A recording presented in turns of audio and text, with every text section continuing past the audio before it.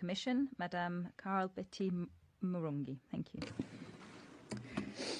Thank you, Mr. President, Your Excellencies. Good morning. The United Nations International Commission of Human Rights Experts on Ethiopia presents its report to the Human Rights Council at a challenging and perilous time for Ethiopia and its people. After a 5-month cessation of hostilities, fighting resumed last month between the federal government and its allies and forces backing the TPLF. That fighting appears to be intensifying. Credible sources indicate an escalation in drone attacks employing explosive weapons with wide area effects in populated areas. The suspension of UN humanitarian access into Tigray since late August 2022 and reports of involvement by Eritrean forces along the border. Ethiopia's beleaguered civilian population now finds itself mired once again in the intractable and deadly consequences of a war with potential to affect the stability of Ethiopia and the Horn of Africa. This makes an even more compelling case for an external, independent, and impartial mechanism to address ongoing violations and accountability. As with all bodies mandated by the Human Rights Council, the Commission has been independent and impartial with no agenda regarding any of the parties to the conflict. We have consistently sought to engage with the federal government of Ethiopia, and we were pleased to meet with them and other stakeholders in a visit to Addis Ababa in late July of this year. Our meetings were constructive.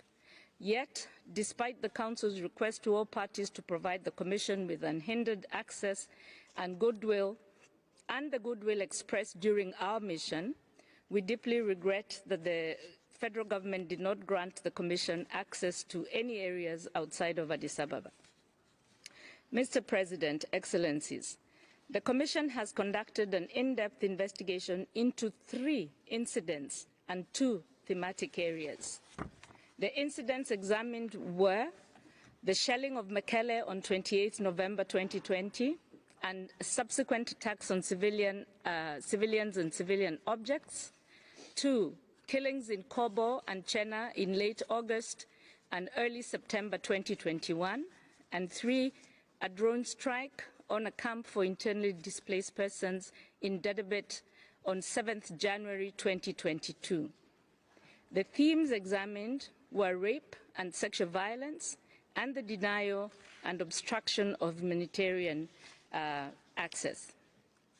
Following the practices of other investigative mechanisms that were not granted access, the Commission interviewed 185 victims, survivors, witnesses, and other key interlocutors. 104 were women and girls, and 81 were men and boys.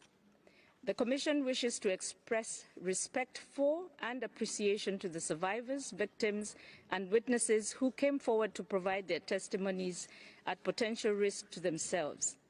The Commission also examined additional sources, including satellite imagery, print and audiovisual material, open source information, and confidential submissions.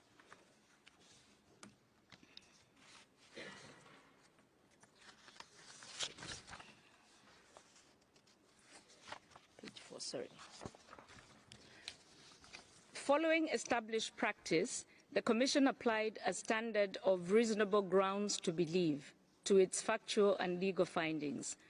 All of the Commission's findings met this standard. If information did not meet this standard, we reached no conclusion, and in some cases suggested the need for further investigation. Following this methodology, our report finds reasonable grounds to believe that parties to the conflict have committed serious violations and abuses of international human rights and humanitarian law since November 2020. We have reasonable grounds to believe that many of these acts amount to war crimes. We have also reasonable grounds to believe that the federal government and its allies have committed crimes against humanity in Tigray region. Some of these crimes are ongoing. Mr. President, Your Excellencies, we would like to highlight a number of key aspects of our conclusions. First, the report underscores the dire humanitarian situation in Tigray, where the federal government and its allies have denied some 6 million people access to basic services, including electricity, internet, telecommunications, and banking services for over a year. We have reasonable grounds to believe that the federal government and its allies have looted and destroyed goods indispensable for the survival of the civilian population in Tigray, killing livestock, destroying food stores, and raising crops while implementing severe restrictions on humanitarian access. Based on figures from the UN Office for the Coordination of Humanitarian Affairs, the combined effect of these measures has left 90% of the population in dire need of assistance, representing an 80% increase since the beginning of the conflict in the north. Most of the population in Tigray must now survive on limited and nutritionally inadequate diets. Sources also reported an increase in child marriages, child labor, human trafficking, and transactional sex as desperate means of survival. We have reasonable grounds to believe that the widespread denial and obstruction of access to basic services, food, healthcare, and humanitarian assistance amounts to the crime against humanity of persecution and inhumane acts. We also have reasonable grounds to believe that the federal government is committing the war crime of using starvation as a method of warfare. We received information indicating that Tigrayan forces have looted or otherwise misappropriated humanitarian aid. Secondly, the report finds reasonable grounds to believe that the Ethiopian Air Force committed war crimes, including intentionally directing an attack against civilians when it struck a camp for internally displaced persons in Dedabet with an armed drone in January 2022, killing around 60 civilians, including many children. Mr. President, Your Excellencies, the Ethiopian military's increasing use of drones to conduct airstrikes over the last year has changed the conflict landscape. In theory, drones should allow for more precise targeting of military objectives. However, our investigation indicates that their use has exposed civilians to new and heightened risks. We have received reports of drone strikes in Tigray in the last 4 weeks, which have allegedly killed and injured civilians, including children. Third, we have found reasonable grounds to believe that Tigrayan forces have committed serious human rights abuses, some of which amount to war crimes, including large-scale killings of Amhara civilians, rape and sexual violence, and widespread looting and destruction of civilian property in Kobo and Chena in August and September 2021. During their searches of homes in Kobo, for example, Tigrayan forces looked for weapons and pulled many men from their homes, executing them, often in front of their families. Fourth, the Commission also found that rape and crimes of sexual violence have been perpetrated on a staggering scale since the conflict began, with Ethiopian and Eritrean forces and regional militia targeting Tigrayan women and girls with particular violence and brutality. At times, the attackers used dehumanizing language that suggested an intent to destroy Tigrayan ethnicity. Tigrayan forces committed rape and sexual violence against Amhara women and girls and Eritrean refugees. Survivors from all areas face devastating long-term impacts on their physical and mental health, including trauma, unwanted pregnancy, and HIV. Fifth, we found that the federal government committed an indiscriminate attack on civilians when it shelled Mekelle on 28 November 2020. We investigated this incident because the JIT, on whose report we were supposed to build on, did not make a specific legal finding regarding the shelling, and because we received additional information regarding the attack. For the next 7 months, while the ENDF controlled the city, it carried out widespread extrajudicial killings, looting, rapes, and other forms of sexual violence. Mr. President, Excellencies, with respect to Ethiopian domestic mechanisms, we engaged constructively with the federal government's Interministerial Task Force and National Dialogue Commission. Our meeting with the task force was constructive. but we were not able to confirm much of the information provided. We recognize that some of the measures they put forth would, if implemented, contribute to transitional justice.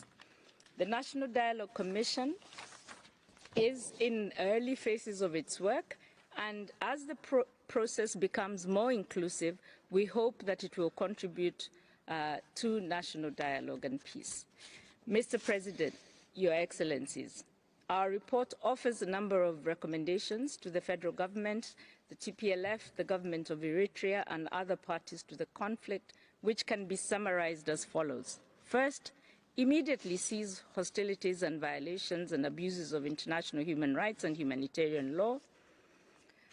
This action will result in the protection of civilians. Second, investigate and bring to justice members of their own forces who have committed such violations and international human rights and humanitarian law in Ethiopia.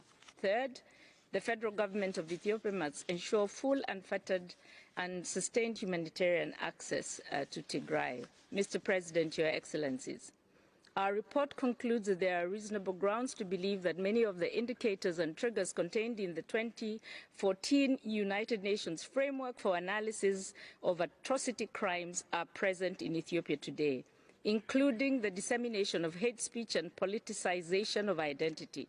The effect of these sentiments is apparent in the horrific and dehumanizing acts of violence committed during the conflict, which seem to go beyond mere intent to kill and instead reflect a desire to destroy.